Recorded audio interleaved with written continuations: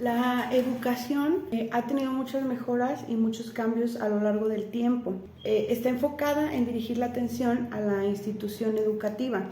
De esta manera se concreta un objeto y un objetivo de la educación especial, que más allá de dar un trato excepcional a las personas con estas necesidades, pues se trata de modificar el currículum de la institución.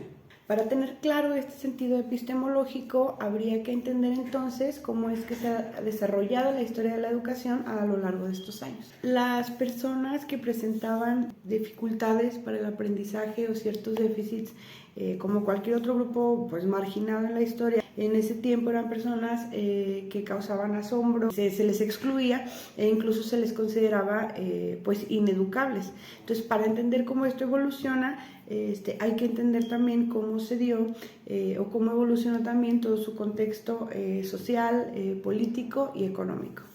Todavía en el siglo XX pues todavía se les rechazaba mucho, todavía se les llamaba anormales y pues en realidad las personas que les ayudaban eran en realidad pues por caridad, ¿verdad? Personas caritativas que pretendían pues hacer alguna ayuda, pero nada de atención especializada hasta ese momento. La iniciativa pues de plantear las necesidades de estas personas surge primero de las instituciones religiosas y de las instituciones privadas, ¿verdad? Como una manera de asistirlos, pero finalmente nada en concreto, nada que fuera especializado. Ahí partimos con esta etapa que es la institucionalización. Ahora, de esto de tomar en cuenta a estas personas, surgen varios personajes que son precursores para tratar las enfermedades mentales y diferenciarlas. Ahora, para su tratamiento en este tiempo se propone los retiros, hacer actividades al aire libre, o sea, como mucho de terapia ocupacional y obviamente pues también observación, aunque todavía los términos pues eran muy segregadores. Ya se estaba planteando pues su tratamiento, de alguna manera pues ya se les estaba volteando a ver. Es importante mencionar que se vuelve importante este cambio porque pues ya se le estaba considerando a la enfermedad mental o al déficit como algo que podía ser probable. Entonces de aquí parten muchos de los estudios que se hicieron. Todo este avance que menciono se ve truncado por algo llamado eugenismo, que básicamente y a grandes rasgos pues es una manera de pensar y de actuar que lo que busca es mejorar la especie o la raza humana. Entonces las personas con déficits obviamente vuelven a tener este concepto pues como que eran motivo de vergüenza. Llega entonces una época de atención médico-pedagógica. Los doctores insisten que hay que estudiar estos síntomas y otros aspectos basados en estos déficits y mediante métodos pedagógicos. Entonces, de aquí empieza de cierta manera pues hacerse obligatoria la enseñanza hacia estas personas. Entonces, vuelve la institucionalización porque la escuela lo que hace pues es rechazar a estos niñas y niños y pues los médicos meten mano y demandan que se abran instituciones pues para atenderles. En este momento todavía hay opiniones muy divididas porque así como genera interés el campo, sigue generando bastante rechazo todavía con un como sentido de inferioridad hacia estas personas. De cualquier manera, pues sí se hacen grandes aportaciones en este momento, en esta etapa. Montessori y De Crowley son algunos que aportaron mucho para esto. Entonces, ahora los maestros, ya conociendo que sí se debe educar a estas personas y que además se puede hacer, pues los maestros ya entonces toman el lugar para poder planear, para poder sistematizar y organizar toda esta atención que se les va a dar.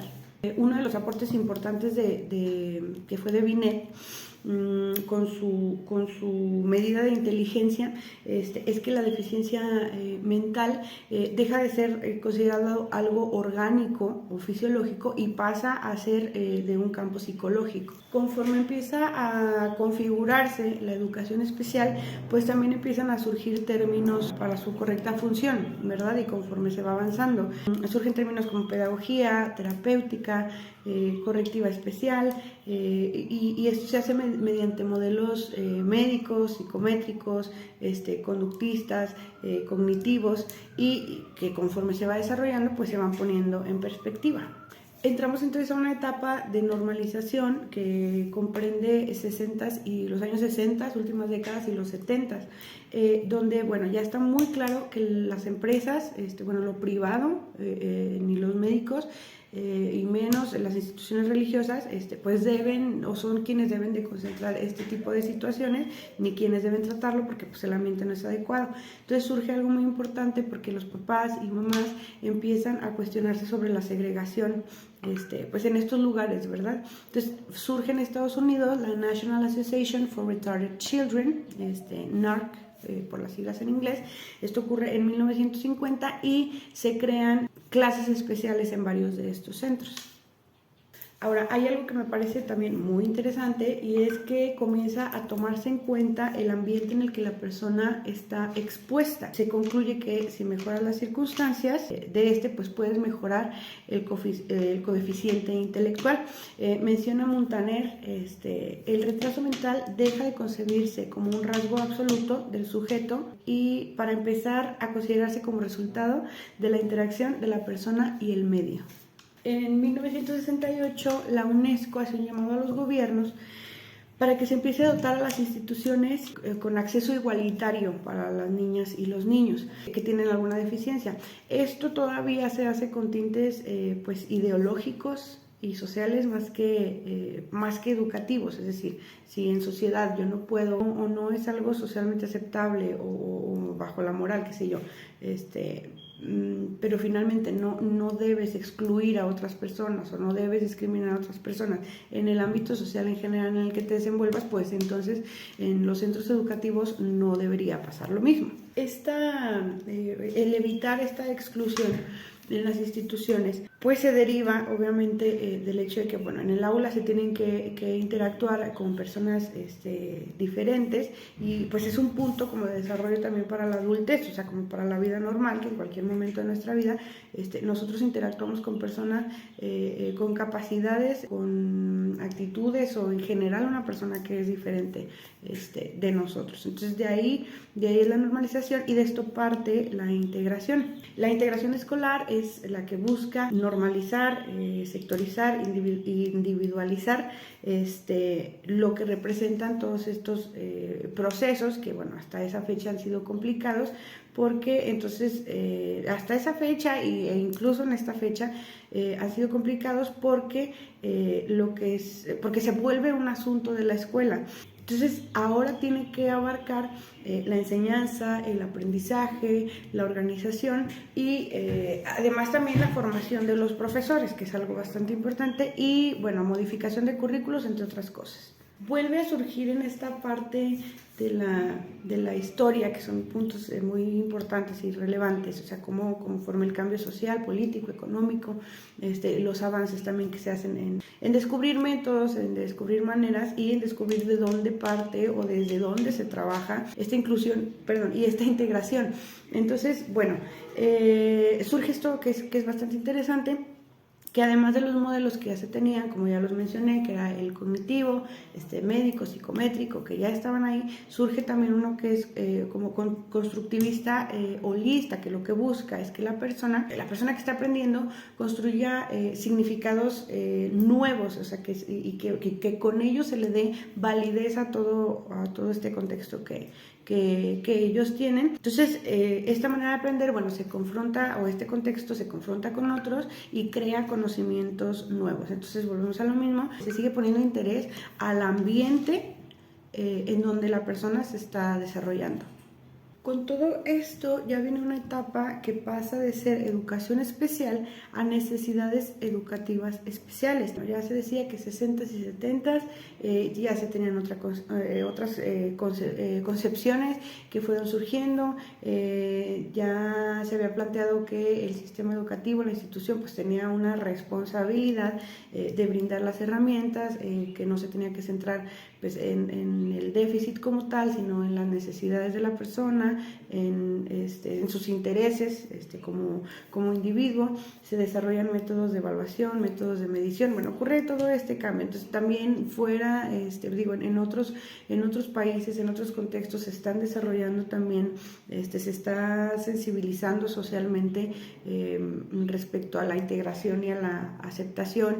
El hecho de que también los resultados de las escuelas especiales no fueran pues los más satisfactorios, de ahí es cuando surge o empieza a surgir este cambio. Este cambio viene mediante estas acciones que ya se tenían planteadas, que ya se habían identificado como una necesidad, que es los cambios en el currículum, la formación de los profesionales y a la organización en general, o sea, todas las responsabilidades que le corresponden a los actores de este cambio. En esta diferencia o en este cambio conlleva la adaptación del concepto de diversidad.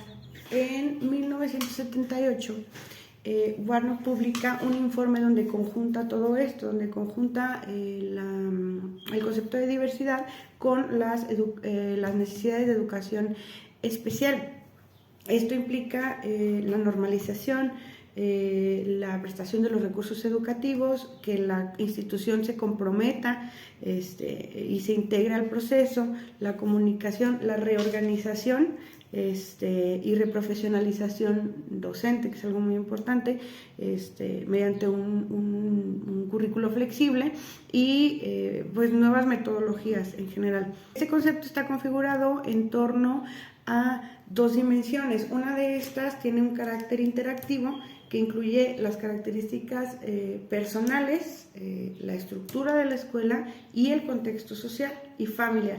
Y la otra relativa tiene que ver con los niveles de aprendizaje, con los recursos y la política pública. Los movimientos que va presentando la inclusión se va tomando poco a poco en cuenta el hecho de que con esto lo que se pretende es fomentar la participación de todas y todos los alumnos de una manera diversa y que al mismo tiempo pueda incluir. Si se va a clasificar en función de los desempeños, entonces ahí estaríamos segregando. Entonces, dentro de un proceso de inclusión social, las dimensiones de esta educación inclusiva lo que debe de hacer es incrementar la participación, como ya lo mencioné, reestructurar la escuela y adaptar las necesidades y aceptando a las y los alumnos con sus diferencias. Se avanzó mucho y sigue avanzando porque, bien se menciona, no es es un proceso, no es un estado inacabado, o sea, no se llega simplemente a un fin respecto al proceso y ya, sigue siendo un proceso. Entonces se ha avanzado mucho y ahora, obviamente los términos han ido cambiando, se busca que se tenga integración también en estos, e inclusión también en los términos, pero actualmente, más allá que empezar a crear o seguir creando términos superiores, se pretende que se lleve a cabo de manera precisa y que se ponga atención a que todos los procesos que ya se plantearon, todos los pasos que ya se plantearon para continuar, pues se lleven a cabo, que todas estas definiciones y que las necesidades pues se les atienda, ¿no? Y estén también bien definidas, que tengan una definición para entonces saber qué camino tomar. Importante también en esta como pequeña conclusión, entender que atender las necesidades no solamente implica esto dentro del aula, como si tuvieras que tratar, por así decirlo, de diferente manera. Estás considerando y creando las mismas herramientas para hacer algo integral también en la educación, considerando el ambiente, considerando el contexto, justo lo que estás haciendo, pero que además Todo esto también incluye a quienes están involucrados en este proceso, las mamás, los papás o tutores, los maestros, los directivos, la comunidad educativa en general. Finalmente, todo esto implica dar respuesta a las necesidades, definir bien los procesos, definir a quién le corresponde este proceso, dar respuesta a las necesidades, siempre pensando en la influencia que tiene el ambiente para todas y todos los alumnos.